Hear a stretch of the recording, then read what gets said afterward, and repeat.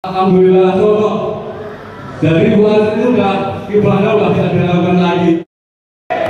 Kasih jadi ada sebenarnya ya. Kalau kita bermasalah, asli menang. Kalau kita bermasalah, asli menang. Setuju? Ya jadi ya Pak, kekuatan kita yang dari rekan-rekan untuk mengharapkan alhamdulillah nanti Pak. Minta 5% dari DPT di Kota Solo. Setuju kita menangkan Mbak Sri? Setuju? Adik-adik mahasiswa usaha ini, generasi-generasi dari Bu Astrid. Terima kasih Bapak Gunawan. Yang keempat, sahabat.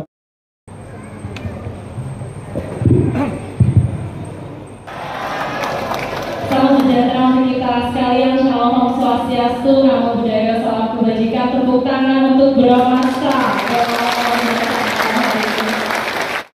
Pada malam hari ini, atas karunia nikmat Allah Subhanahu wa Ta'ala yang Maha Esa, kita semua dapat berkumpul pada malam yang luar biasa semangat.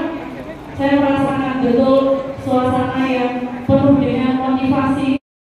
Nah, ini metu pari aneh. Biasanya nek Mbak Rektor mahasiswa kula kenapa? Nggih. Karena di mana-mana orang biasa berbalas pantun. Kalau kita karena orang Solo, apalagi anak-anak ini tuh parian nggih. Mengke dijawab saya. Ojo ilang jawabe.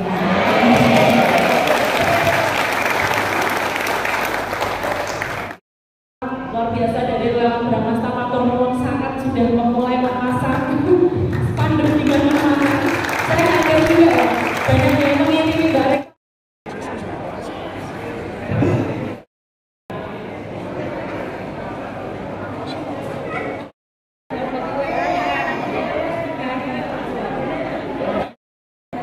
Foto bareng Pak.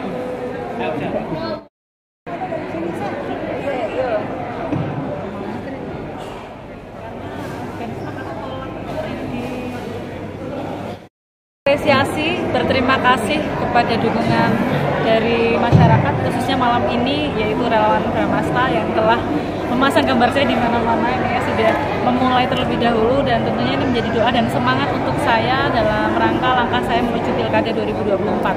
Nah, Solo sendiri ini merupakan sebuah kota yang tentunya kita berharap sudah menjadi tonggak awal yang bagus di bawah kepemimpinan Mas Gibran, dan tentunya siapapun nanti yang menjadi penerusnya harus bisa menjadi pemimpin yang adaptif, kreatif, dan kolaboratif seperti visi yang saya sampaikan tadi ya. Dan tentunya malam ini banyak juga harapan atau aspirasi dari warga masyarakat Kota Solo, karena yang hadir malam ini mewakili dari 5 kecamatan di Kota Solo dan kurang lebih hampir sama dengan beberapa aspirasi dari masyarakat yang selama ini saya turun ke bawah, yaitu kaitannya dengan kesehatan, dengan lapangan pekerjaan, dan tentunya regulasi yang mungkin beberapa hal perlu kita kasih ulang. Mbak, tadi dari relawan sempat ada terkait dengan keluhan bantuan sosial sama kesehatan. Itu mungkin kedepannya seperti apa dari jenengan? Iya, saya mencermati ya dengan berbagai keluhan yang mungkin hampir sama. Saya kira di satu sisi ada regulasi yang tidak tersosialisasi secara merata. Karena ketika saya berbicara dari sisi kawan-kawan di legislatif, ini sebenarnya sudah banyak ya fasilitas yang bisa dimiliki oleh para masyarakat Kota Surakarta, para warga, di mana banyak dari masyarakatnya yang belum paham terlalu dalam gitu bagaimana mekanismenya, mungkin kuotanya dan lain sebagainya. Dan ini tentunya menjadi perhatian saya juga, bagaimana mulai dari pendataan, penginian data, dan juga sosialisasi dari informasi yang didapatkan untuk masyarakat. Mas Gibran kan mengatakan salah satu pekerjaan pemimpin selanjutnya itu meningkatkan indeks pembangunan manusia di Solo. Dari Mbak Astrid sendiri mungkin sudah ada visi-misi terkait itu atau belum? Ya, terkait dengan hal tersebut tentunya saya sepakat jika nantinya saya memimpin di 2024 ini yang terpilih sebagai wali kota harus bisa selaras dengan apa yang sudah dibangun Mas Gibran, yang kaitannya selama ini beliau fokus di infrastruktur juga, ya tentunya ini akan lebih bagus jika nanti diimbangi juga dengan IPM ya, tingkat IPM atau pembangunan manusia. Konteksnya adalah human resource-nya. Tapi di satu sisi dalam pembangunan IPM itu di dalamnya itu ada sektor-sektor yang saya sebutkan tadi sebenarnya ya, tentang kesehatan, pendidikan, kemudian kegiatan-kegiatan yang selama ini dilakukan di masyarakat ya, sosial kemasyarakatan yang tentunya di sini perlu adanya tidak hanya regulasi dari pemerintah tapi juga turut serta dari semua pihak stakeholder termasuk masyarakat itu sendiri. Jadi kesadaran masyarakat dalam hal ini adalah sosialisasi yang tepat guna dan sasarannya tadi ya merata sehingga semua bisa mewujudkan yang namanya pembangunan manusia ini berkelanjutan. Mbak, dari program-program jenengan sendiri mungkin menitik beratkan terkait dengan apa sih? Mungkin pendidikan, ekonomi, atau mungkin apa? Saya sendiri sudah menyusun ada 7 misi yang nantinya untuk bagian dari landasan visi saya. Nanti apabila memang dipercaya sebagai salah satu kandidat calon wali kota atau wakil wali kota Surakarta, salah satunya betul di sisi pendidikan karena memang background saya atau latar belakang saya di dunia pendidikan sudah hampir 20 tahun dan tentunya ini juga tadi sama dengan pertanyaan sebelumnya mengenai IPM ya, atau indeks pembangunan manusia, di mana saat ini Solo ini sebenarnya mempunyai potensi yang besar untuk pembangunan industri pendidikan. Ya, selama ini banyak terfokus di Jogja dan tentunya kita bisa melihat ketika Jogja menjadi pusat pendidikan di Indonesia, kita lihat Solo ini tidak hanya pendidikan formal tapi juga pendidikan informal. Kita bisa lihat dari Solo Technopark ya, adanya juga nanti pelatihan-pelatihan vokasi yang saya juga ada di bagian di dalamnya di sisi Kadin Kota Surakarta.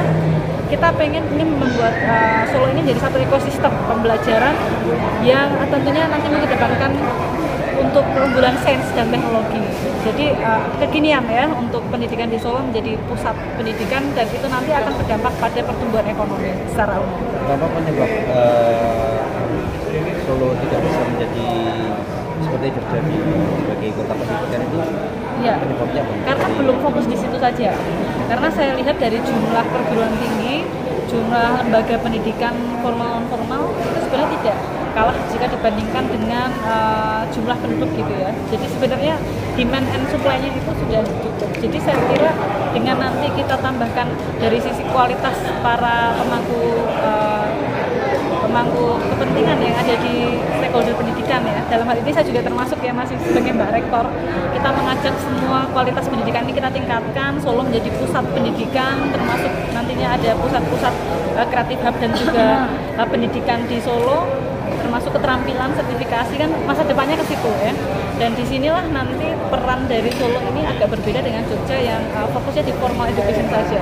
Nanti akan lebih banyak bergerak di sektor ekonomi kreatif, akan lebih bergerak pada pembangunan yang sifatnya lebih inovatif. Tidak merasa terutamakan sudah dikenal di masyarakat juga, Mas. Ya, pelaku ketua UMKM ke 5 kecamatan. Agak kenceng, Mas. agak keras. Oh iya.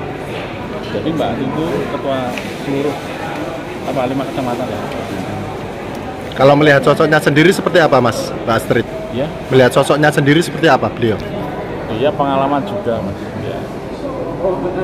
Kenapa Mas akhirnya membuat atau mendirikan relawan Bramasta ini? Alasan utamanya itu sebenarnya? Kita ingin mendukung Mbak Astrid jadi wali kota AD1. Apa yang dilihat? Kenapa kok Mbak Astrid ingin diusung sebagai visi misi Barisan Muda Masyarakat Surakarta. Ya? Iya, milenial Gen Z juga. Apa sih yang menjadi harapan dari para milenial Gen Z itu pada sosok Mbak Astrid ketika nantinya memang diamankan yang berkepentingan? Intinya ingin melanjutkan pimpinan Mas Gibran. Yang bagian mananya khususnya? Semuanya banyak, Mbak. Dari wisata, jualan semuanya, UMKM, pokoknya ngurusin semuanya. Lanjut. Namanya siapa, Mbak? Nama saya Pramudita Kusuma Putri. Saya kebetulan mahasiswi dari Burek Mbak Astrid Universitas Surakarta. Untuk kedepannya Mbak Astrid semoga bisa menjalankan proyek-proyek yang sudah terlaksana oleh Mas Gibran, terutama membangun kota Solo yang semakin rapi, harmonis, dan sangat-sangat sejahtera. Semoga Bu Astrid ini bisa menjadi harapan kedua setelah Mas Gibran. Mbak, kalau melihat ini kan Mbak Astrid kan sosok calon pemimpin muda, ya kan? Kalau jenengan melihat seperti apa? Mungkin untuk Bu Astrid sendiri lebih bisa merangkul semua, terbuka tanpa memandang apa status seperti Mas Gibran sebelumnya. Jadi lebih fleksibel aja sih Bu Astrid menurut saya. Untuk Solo sendiri, jika dipimpin dengan pemimpin muda, jenengan selaku anak muda sendiri mungkin seperti apa? Mungkin saya sendiri sebagai anak muda juga lebih sangat menarik sekali untuk memiliki pemimpin muda karena bisa pemikirannya itu sangat terbuka sehingga klop sama pemikiran anak muda apalagi generasi Z ini.